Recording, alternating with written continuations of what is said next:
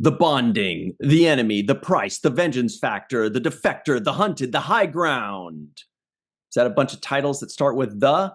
Hello, everybody, and welcome to the seventh rule with Sirach Lofton. The seventh rule. Hello, hello. Everybody listening in, if you said those are all season 3 episodes, you are correct. My name is Ryan T. Husk, by the way. This is our season 3 review special. It's a lot of fun. I'm sitting here in a stuffy office with the cast behind me. Sirach is enjoying beautiful Los Angeles, California. Let's get into it. This is going to be a lot of fun. Sirach, first things first. Overall thoughts on season 3. Better than first 2 seasons? What do you think? Yeah. Yeah, right away. That's the first thing that jumps out. Much better than the first 2 seasons. There's some good episodes this season. And you know what? I'm glad that we were able to watch that documentary that kind of put us. Yeah. What was the name of that documentary? Chaos on the Bridge by 455 Films. That also helped really set the kind of mood and the tone for me going into this season, like what to expect behind the scene. Because you see the ship has kind of been stable and all the kind of rocky, real wild swings have kind of steadied out in this season. Yes. It definitely shows. And that really gave us the right perspective. That's why seasons 1 and 2 kind of bundle in together. And now season 3 is where it really takes off. Now, I feel like at the beginning of season 3, there were still a little bit of remnants and leftovers of the first 2 seasons. Like in this first episode, evolution, because it starts with the word Wesley. It says, Wesley's latest science project escapes the lab, threatening the Enterprise and an eminent scientist's lifelong project. That felt like first 2 seasons to me, yeah? I agree. Didn't really, not really like the kind of bang of an episode when you start the season off with. Sometimes, they either end on a really good note or they begin on a really good note. This one was kind of okay. Yeah, and then the second episode. We did see a little bit older Wesley, so I guess you could see because of the time difference that he's in, the age, you'll see a lot of growth within 6 months' time or within That's even right. 3 months' time. That's right. Okay, so then check this out. Our next one was the Ensigns of Command. And we had special guest Melinda M. Snodgrass joining us, who is freaking amazing. She's one of the best guests ever. What do you think? Yeah. One of the best guests and one of the best writers. She's given us some really great episodes so far. Probably the best, I would say, almost for the first 2 seasons.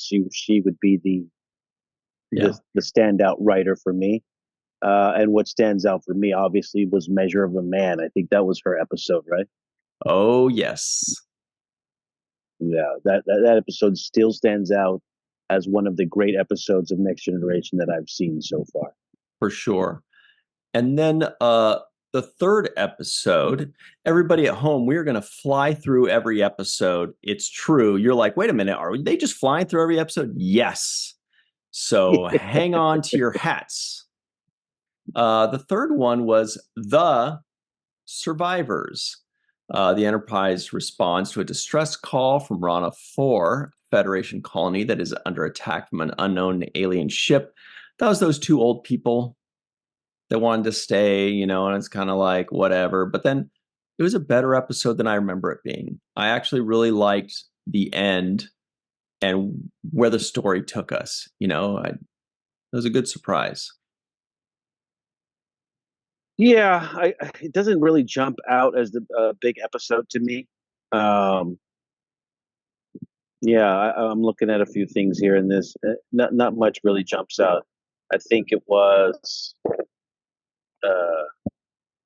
a 7.6 episode. Not too bad though. Yeah. Yeah. And I think, again, I think now it's a 7.7.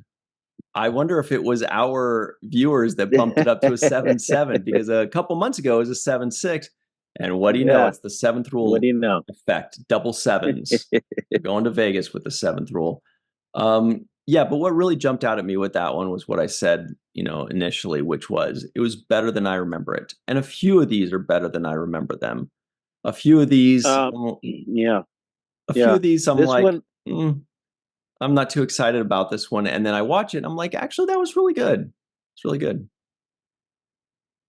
yeah. What I have as my takeaway from this episode was Picard being kind of a exemplary leader in this episode. He was kind of encouraging Worf, in a really good way. No one could have predicted it. He was kind of being in words of encouragement. I thought that was what stood out for me about how the episode was written. Michael Wagner Mhm. episode.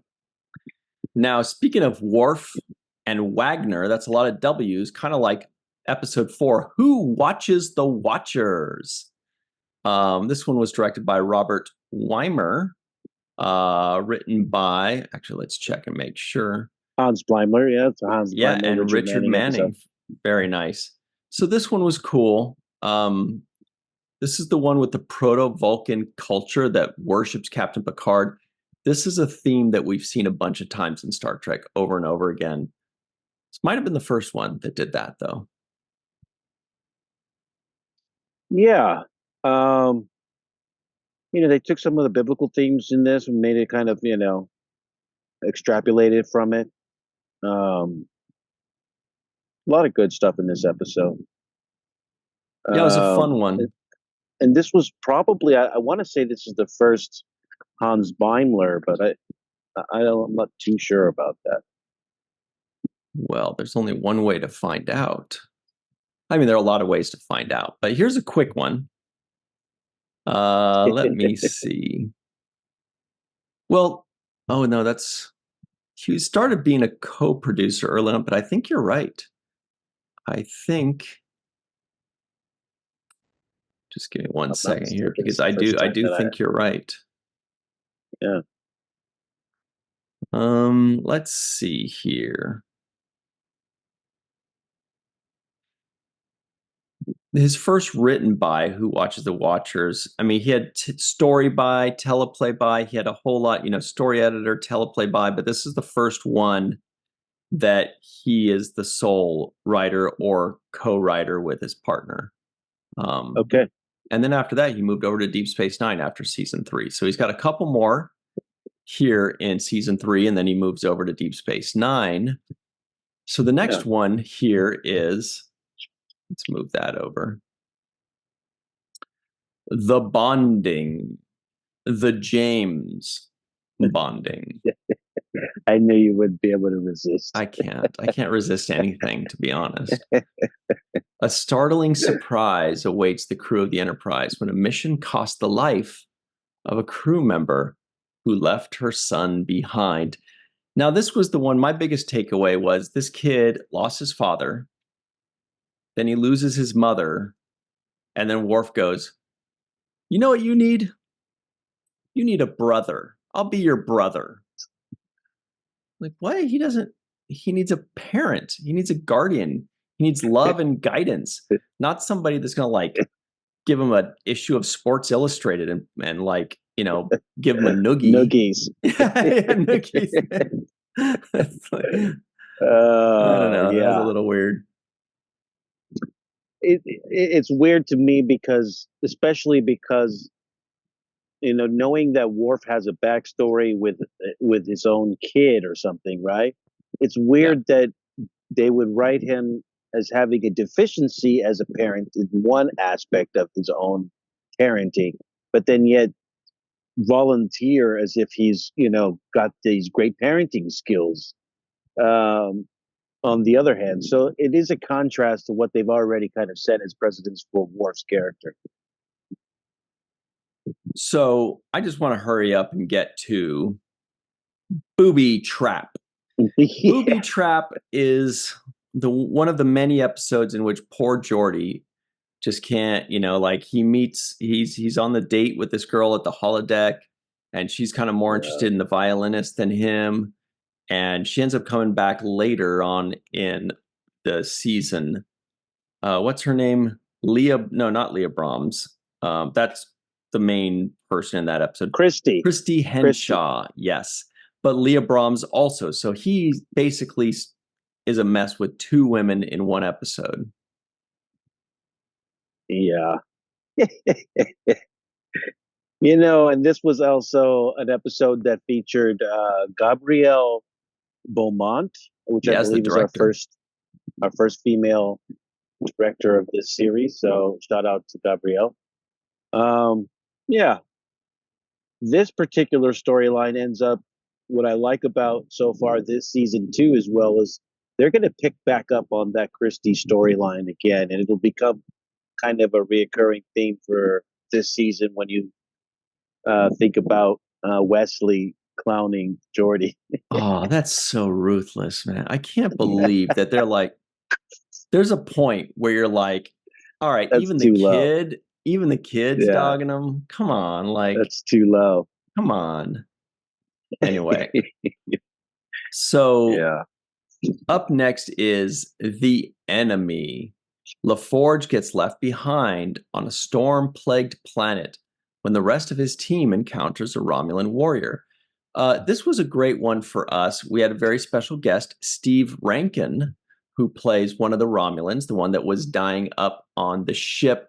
And it was really that dichotomy of two different Romulans and two different outcomes, and how they reacted differently to a very similar kind of situation of being injured, kind of at the mercy of their enemy. It's a really good episode, actually. Was that the episode uh, where the Romulan refuses to take any help or something? Yeah, from Worf. He said, Yeah, would rather die than take yeah, Klingon blood, And that was Steve Rankin that played that guy. yeah. That was memorable because that scene was kind of impactful when you think about people who have Yep. a high level of bigotry or prejudice.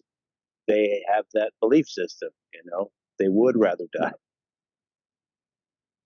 Yeah, no, it's very powerful writing, very powerful scenes. Good episode. Very good Yeah, episode. And I was yeah, very good happy to episode. get Steve Rankin in that because he was a great guest. So all around, very happy with that one. The next one is The Price. This was with the infamous Deanna Troi and Beverly Crusher stretching scene Oh where, God, where they're stretch. one of your favorite Trek scenes of all time. Uh, so while the Was there Enterprise, actually a story in that episode I don't besides the even stretch? remember it. The story, oh, that's a stretch. While the Enterprise hosts negotiations for control of a stable wormhole, Troy forms a personal relationship with an opposing negotiator, unaware of his true right. So he was a Betazoid as well, and then they Yeah, suddenly like fell in love so quickly, and he was like all. It was kind of creepy and weird, but whatever, you do you, Troy. yeah, that was kind of a weird episode, I would say. Yeah, a little bit. The stretching episode. But Uh, basically the stretching episode.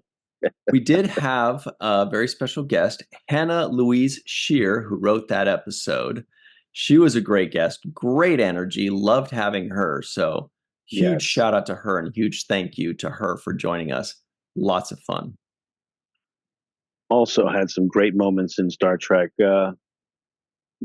writing credits wise. So, Oh, yeah. and very great guest too. So generous with her time. So thank you Mhm. to Miss Louise Shear.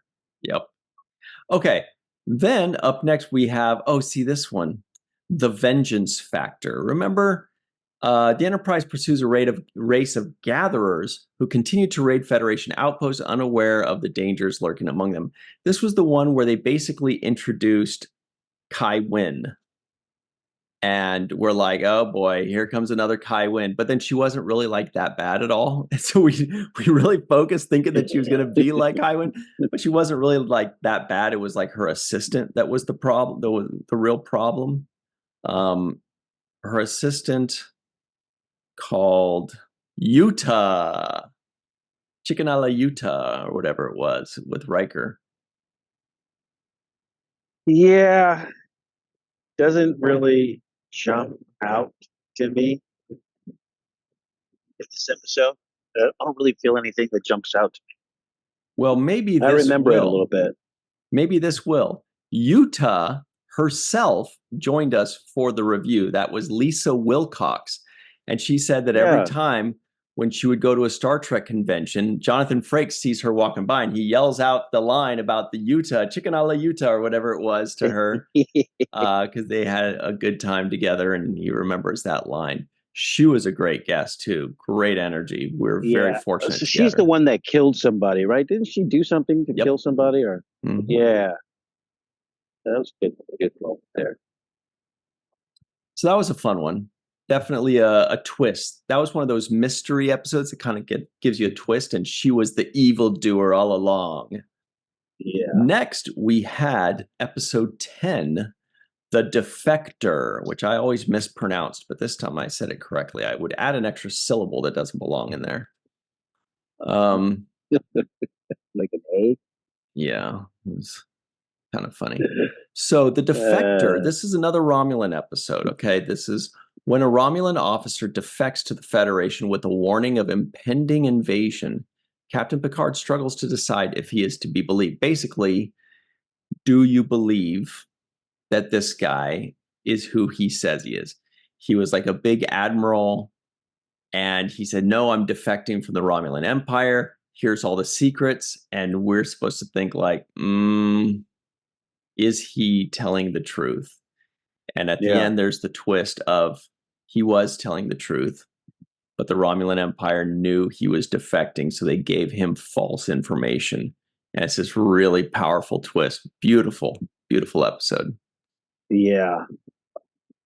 Yeah, I remember that episode. He got played, Commander Tomalak.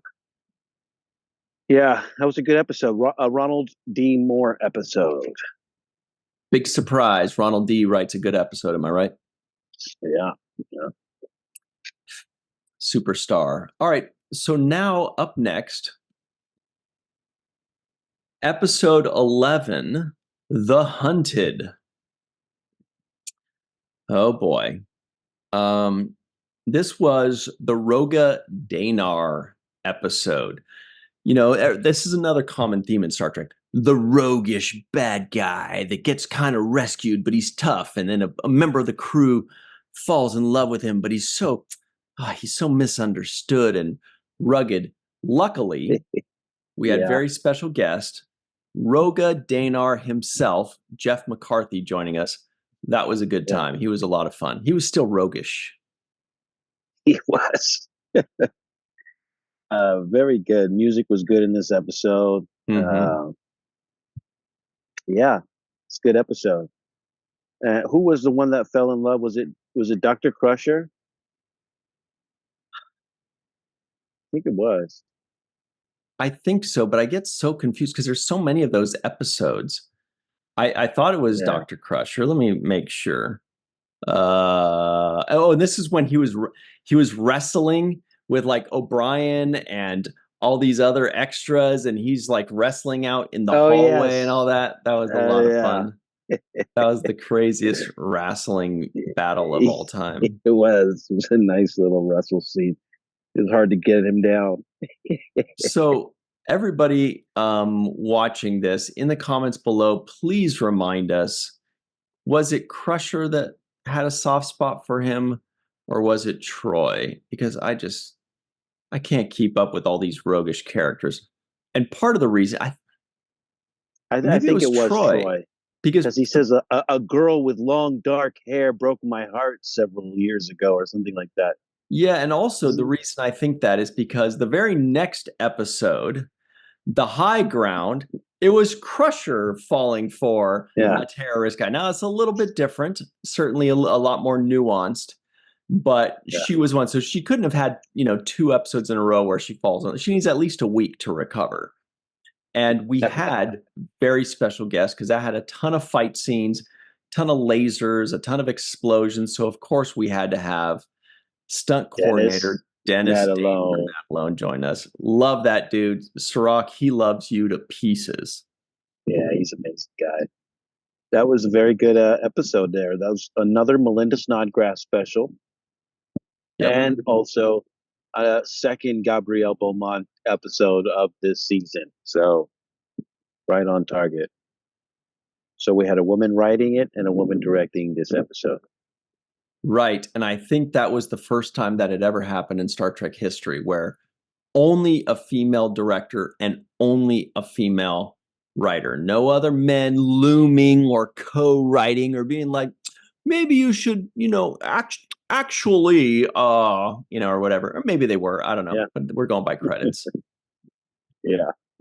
So that was the high ground, and Dennis Matalone joining us for that one. Let's see. Do we have okay, so episode 13 was the Q episode of the season, Deja Q. Much to Picard's displeasure, Q reappears on the Enterprise claiming to have been ejected from the Q continuum and therefore lost his powers.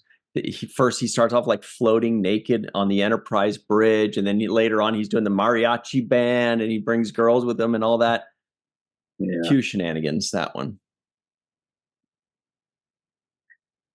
Q shenanigans. Yeah, we get a lot of that. If I'm not mistaken, it was an 8.5. So it's a big fan favorite. Yep. A lot of memes came Yeah. from that one. Yeah. Um, I'm not the biggest on Q episodes because I don't feel a level of danger there. I don't really feel like their life is in jeopardy. I always feel like it can always get snapped back to reality or whatever instantly. So Tell that that to element, Tasha. yeah, I know. right. I mean, he didn't But kill her, yeah, but maybe he could bring her back. I don't know.